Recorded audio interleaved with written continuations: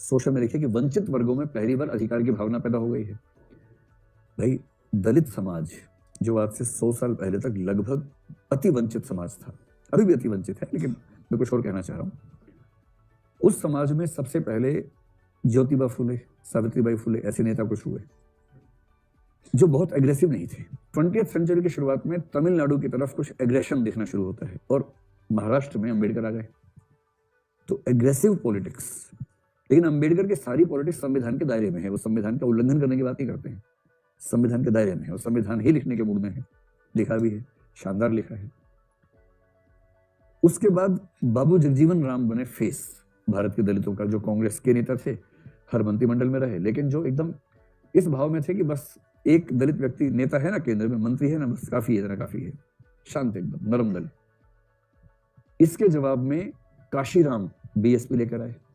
पहले DS4 लेके आए, फिर बीएसपी बनाई, जिसमें सुश्री मायावती उनकी उत्तराधिकारी बनी। उनमें एग्रेशन था और काशीराम के एक थप्पड़ ने एक पत्रकार को नेता बना दिया था। उस पत्रकार का नाम है आशुतोष, जो आम आदमी पार्टी के नेता हैं। एक बार कुछ उड़पड़ंग सवाल पूछा तो काशीराम थप्पड़ मारा कस के, उससे वो प्रसिद्ध हो गए बहुत ज्यादा। और ये बहुत प्रसिद्ध बात इंडियन जर्नलिज्म में चलती है। बहरहाल, मायावती में एग्रेशन है, लेकिन आप देखेंगे मायावती का एग्रेशन पिछले कुछ साल से नहीं के बराबर दिखेगा आपको। इधर जो नया एक तेवर आ गया है, चंद्रशेखर आजाद आ गया है, जो खुद को रावण भी कहता है, भीम आर्मी, उसमें एग्रेशन इतना जबरदस्त है। मैं एक खास बात आपसे कह रहा हूं, अगर समाज का सबसे वंचित वर्ग इतने एग्रेशन के साथ सामने आ पा रहा है तो ये अपने आप में एक अचीवमेंट तो है ही कि कम से कम उस समाज के पास अपनी बात इस तरह से कहने की शक्ति आ गई है, हिम्मत आ गई है। ये हिम्मत अपने आप में कितनी संवैधानिक सीमाओं में रहेगी, कितनी रहेगी, उससे बात अलग से कर सकते हैं, लेकिन ये तो है ही।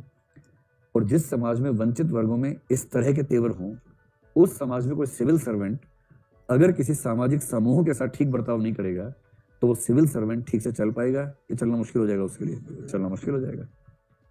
इसलिए एक ऐसे दौर में जब वंचित वर्ग अपने अधिकारों को मांग रहे हों ठीक तरीके से, सिविल सेवकों को निष्पक्ष होना ही पड़ेगा।